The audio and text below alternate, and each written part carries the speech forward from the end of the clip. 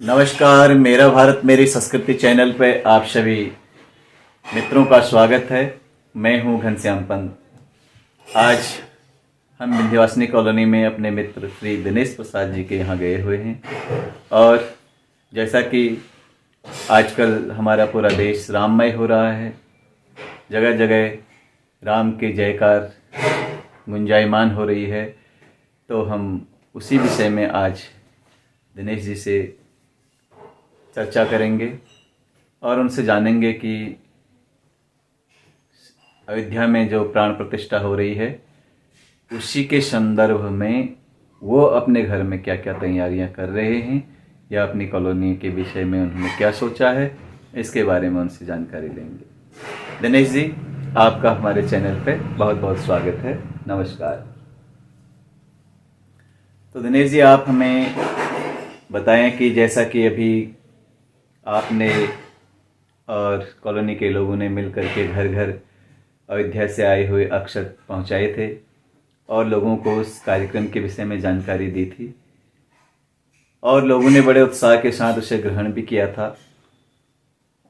तो इस विषय में थोड़ा सा जानकारी आपके पास यदि कोई हो तो आप शेयर करें।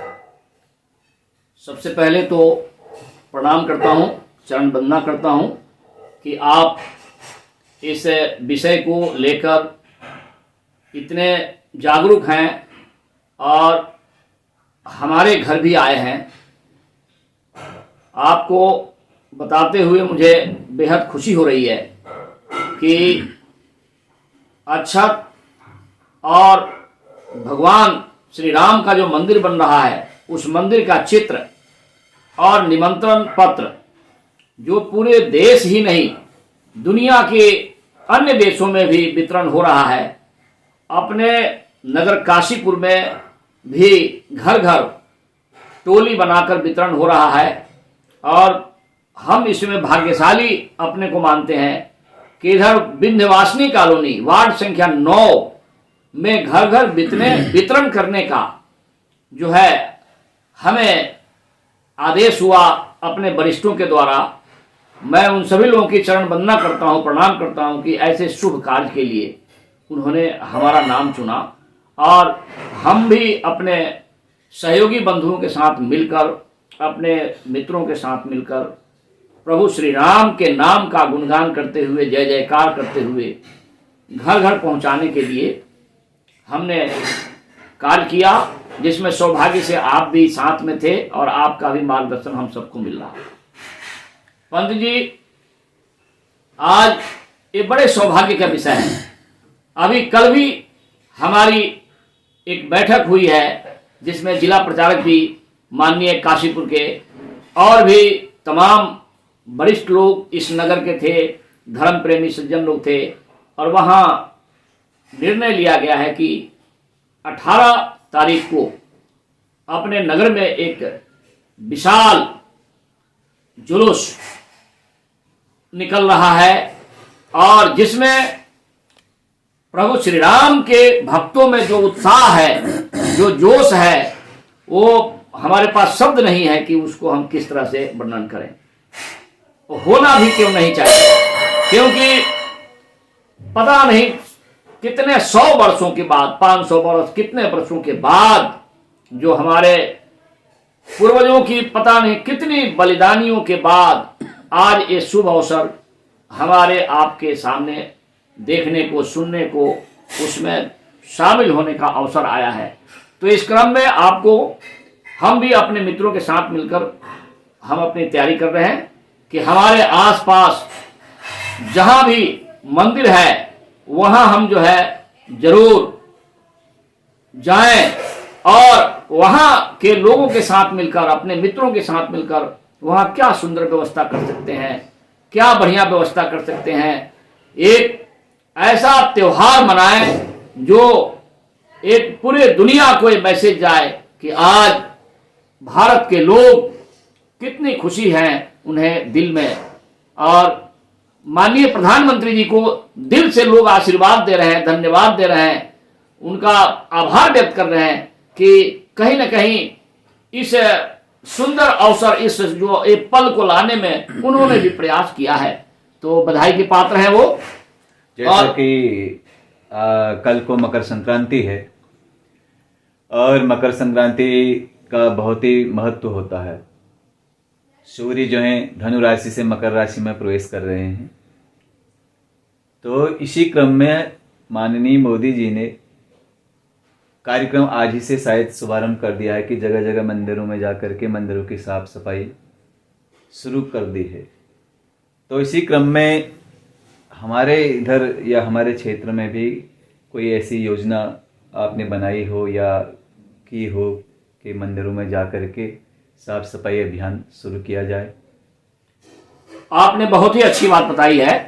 यहाँ आपका ध्यान मैं ऐसे मंदिरों की तरफ लाना चाहूंगा, ऐसे पूजा स्थलों की तरफ लाना चाहूंगा जहां हम लोग नहीं जा पाते हैं, ध्यान कम देते हैं। जैसे अपने आसपास जो है मोटेश्वर महादेव मंदिर है, बाल सुंदरी देवी जी का मंदिर है, द्रोणा सागर है। ऐसे जगह पे एक बहुत बड़ी संख्या में श्रद्धालुओं की भीड़ भी जाती है, लोगों के मन में जाने की चाहत होती है।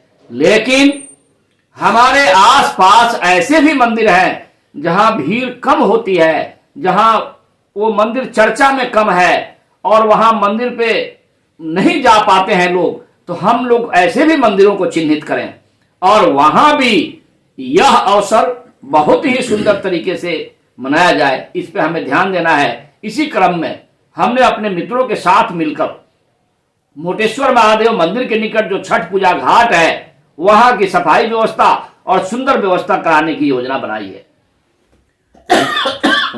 बहुत ही सुंदर बात आपने बताई। और साथ ही दीपोत्सव का कार्यक्रम जो होने जा रहा है अयोध्या में, साथ ही हम लोगों ने भी लोगों से कहा है कि अपने घर में 22 तारीख के दिन जो है प्राण प्रतिष्ठा के दिन अपने घर में दीपक जलाएं और दीपोत्सव मनाएं। तो इसी क्रम में आपने भी क्या कोई विचार किया है कि कहीं पे दीपोत्सव मनाया जाए? हाँ, ऐसा है। हमारे संगठन के पूर्वांचल छठ सेवा एवं जन कल्याण समिति के सभी लोग इस क्षेत्र में जहां भी हैं अपने आसपास के मंदिरों में तो दीप जलाएंगे ही। हम सब इकट्ठे होकर यहां छठ पूजा घाट पर मोटेश्वर महादेव मंदिर के निकट 5100 दीपक जलाने की योजना बनाई है और प्रभु श्री राम के नाम का जय जयकार करते हुए हम लोग दिवाली की तरह वहां मनाएंगे और प्रभु श्री राम की चरण वंदना करेंगे, प्रणाम करेंगे हृदय से कि प्रभु आप सभी भक्तों पे अपनी कृपा बनाए रखें और पूरी दुनिया में खुशहाली हो, पूरे समाज के लोग सुखी हों, इसके लिए प्रार्थना करेंगे। बहुत ही उत्तम विचार हैं आपके। तो इसी क्रम में जो है अयोध्या में जो 500 वर्षों के बाद कहा गया है कि हमें जो यह मंदिर देखने को आज अवसर प्राप्त हो रहा है, इसको प्राप्त करने में हमें 500 वर्ष लग गए। राम जी को अपने स्थान मिलने में 500 वर्ष लग गए। तो इस आज जो हमें यह प्राण प्रतिष्ठा देखने को मिलेगी, लाइव टेलीकास्ट होगा और घर पे हम टीवी पे उसे देख सकते हैं। तो हमें या आपको कितना आनंद उसमें प्राप्त होने की संभावना है, या आज आप कैसा अनुभव कर रहे हैं?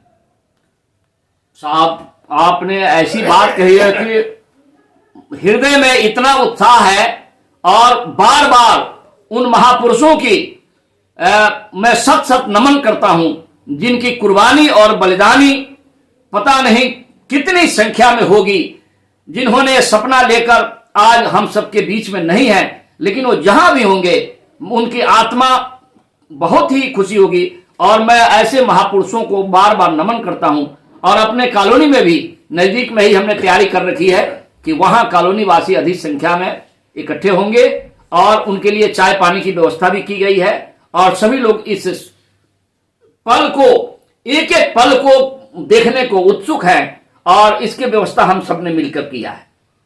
बहुत ही अति उत्तम। आपने जन जागरण भी किया है, लोगों को जागृत भी किया है और लोगों के लिए व्यवस्था भी आप बना रहे हैं। तो बहुत ही उत्तम विचार हैं, बहुत ही नेक कार्य है।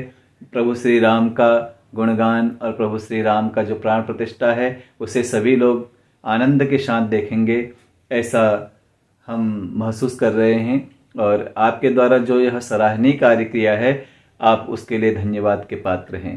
मैं आपसे यह भी जानना चाहता हूं कि हमारे कॉलोनी के लोगों में इस संदर्भ में कितनी रुचि है कि वो आपका इस कार्यक्रम में कितना सहयोग करेंगे।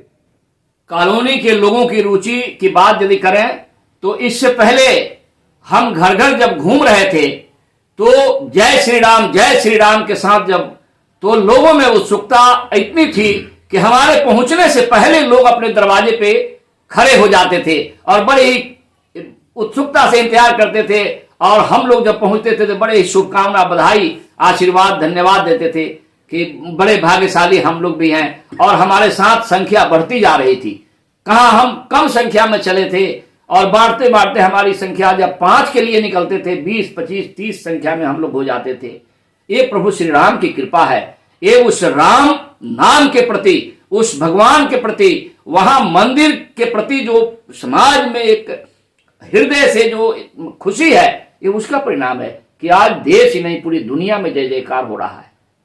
तो आपके चैनल के माध्यम से मैं एक आग्रह भी करना चाहूंगा अपने काशीपुर के नगरवासियों से, विंध्यवासिनी कॉलोनी के नगरवासियों से, आइए 22 तारीख को मोटेश्वर महादेव मंदिर के निकट छठ पूजा घाट पर हम आए और प्रभु श्री राम के नाम का गुणगान करते हुए हम सब मिलकर इस सुंदर पल को देखें भी और अपनी भी श्रद्धा जो है व्यक्त करें और उस घाट को इतना सुंदर बनाएं कि हमारी खुशी और बढ़े और हमारे आसपास के लोग भी महसूस करें कि प्रभु श्री राम के भक्त कितने अच्छे हैं और कितने अच्छे कार्य कर रहे हैं। बहुत ही नेक विचार हैं, उत्तम विचार है और मैं आशा भी करता हूं कि कॉलोनी के लोग या हमारे मित्र लोग जो जिन्हें हमने सूचित किया है वो सब इस कार्य में आएंगे और इस कार्य को संपन्न करेंगे खुशी के साथ, प्रेम के साथ, आदर्श के साथ, शिष्टाचार के साथ और अपनी संस्कृति के साथ इस कार्यक्रम को सुंदर तरीके से पूरा करेंगे।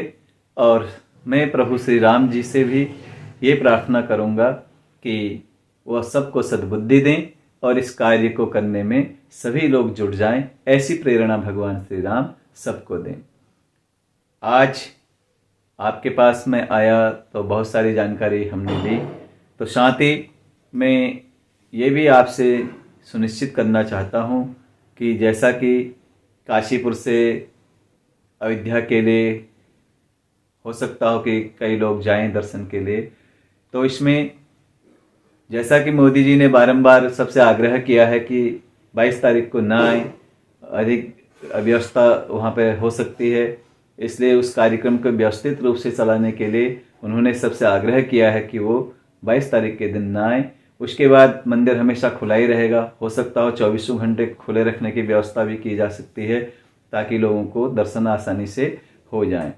तो हम चैनल के माध्यम से भी लोगों से यही आग्रह करेंगे कि जो विशेष लोग आमंत्रित हैं पहले उन्हीं लोगों को वहाँ पर दर्शन करने दिया जाए और बाकी हम सब लोग बाद में जा सकते हैं। तो इस पर आपकी क्या राय है?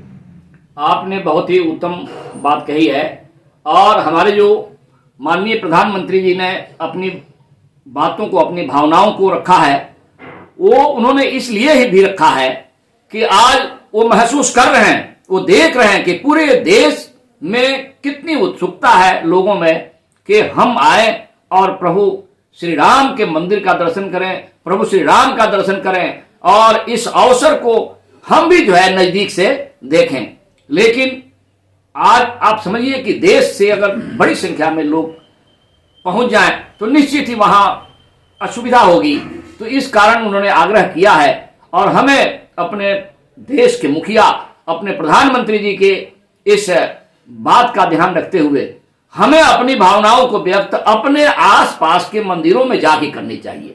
हमारे आसपास हम जैसे कि मैंने पहले अभी कहा, कई हमारे आसपास मंदिर हैं जहां सजावट कम होती है, जहां देखभाल कम होती है, जहां लोग कम जाते हैं। हम समाज के बुद्धिजीवी, धर्म प्रेमी सज्जनों से, माताओं बहनों से आपके चैनल के माध्यम से प्रार्थना भी करेंगे कि आप अभी से चिन्हित करें ऐसे मंदिरों को इस अवसर पे उस मंदिर पे भी सुनसान न रहे, वहां भी रौनक रहे, वहां भी बड़ी संख्या में लोग इकट्ठे हों और वहां का सजावट भी सुंदर हो, इस पे ध्यान दें तो ज्यादा उत्तम होगा। बहुत ही उत्तम विचार, नेक विचार हैं आपके। और जैसा कि आपने प्रधानमंत्री जी के द्वारा जो बात कही गई है उसके विषय में भी आपने हमें बताया, तो मैं सभी से यह आग्रह करूंगा कि अपने आसपास के मंदिरों में जाकर के उन मंदिरों की साफ सफाई करें और उन मंदिरों को सजाएं, दीपोत्सव का कार्यक्रम रखें, पूजा वंदना करें और सभी लोगों को उस दिन बधाई दें, मिष्ठान वितरण करें, खुशियां मनाएं। यही मैं लोगों से आग्रह करूंगा और साथ ही आपने जो व्यवस्था की है उसके लिए भी मैं आपको धन्यवाद दूंगा। और चैनल के माध्यम से सभी दर्शकों से या अपने मित्रों से मैं यह आग्रह करूंगा कि यदि वो नशा करते हैं तो नशा ना करें, बीड़ी सिगरेट तंबाकू इत्यादि का सेवन करते हैं तो ना करें, मांसाहार करते हैं तो ना करें, अपने अंदर दैवी गुणों का विकास करें, राक्षसी गुणों का त्याग करें। यही भगवान श्री राम से भी मैं प्रार्थना करूंगा और यही दिनेश जी आपके लिए भी प्रार्थना करूंगा कि भगवान सभी को सद्बुद्धि दें। जैसा कि महात्मा गांधी ने कहा है, सबको सन्मति दे भगवान, ईश्वर अल्लाह तेरो नाम, सबको सन्मति दे भगवान। तो यही प्रार्थना मैं भगवान श्री राम से करता हूँ। आज के लिए इतना ही। यदि आप दर्शकों से कुछ कहना चाहते हैं तो आप कह सकते हैं। दर्शकों से पुनः हम अपने उसी निवेदन को दोहराना चाहेंगे कि हम देखते हैं और हमने जब से अक्षत वितरण का कार्य किया है तब से हमने महसूस किया है कि हमारे आसपास कुछ मंदिर तो ऐसे हैं जहां बड़ी संख्या में भक्तों की संख्या होती है, बहुत लंबी लाइन लगती है और तब जाकर हम लोग दर्शन करते हैं। लेकिन ऐसे भी मंदिर हैं जहां लोग कम जाते हैं, वहां जाते ही नहीं है। तो हम समाज के उन सभी धर्म प्रेमी सज्जनों से, माताओं बहनों से यही दोहराएंगे कि आप ऐसे मंदिरों को चिन्हित करें, वहां अभी से ही सफाई शुरू कर दें, वहां अभी से ही स्वच्छ वातावरण बनाएं और वहां सजावट कैसे हो, वहां की सुंदरता कैसे हो, इस पे विशेष ध्यान दें। सभी को प्रणाम। राम काज किए बिना मोह कहाँ विश्राम कहा है। तो अभी तो आपको विश्राम की जरूरत है नहीं, जब तक राम का कार्य पूरा न हो जाए। जी, जी, तो जी। आज के लिए इतना ही। बहुत बहुत धन्यवाद। नमस्कार।